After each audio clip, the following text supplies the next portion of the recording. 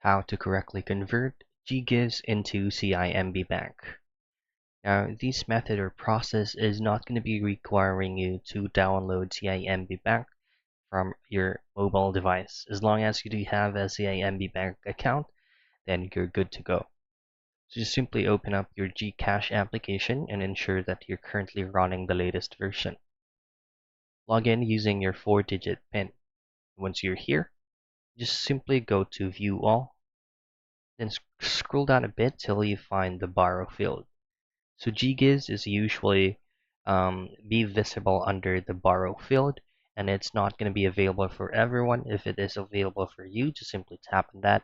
And then once you already have the funds, just simply swap it over to your Gcash wallet.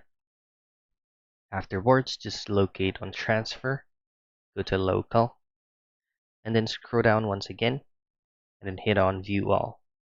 And here, type in CIMB, choose on CIMB, and then just simply input necessary details such as the amount, the account name, account number, and so on and so forth.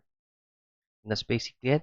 That's how you easily or correctly convert Ggives into CIMB Bank.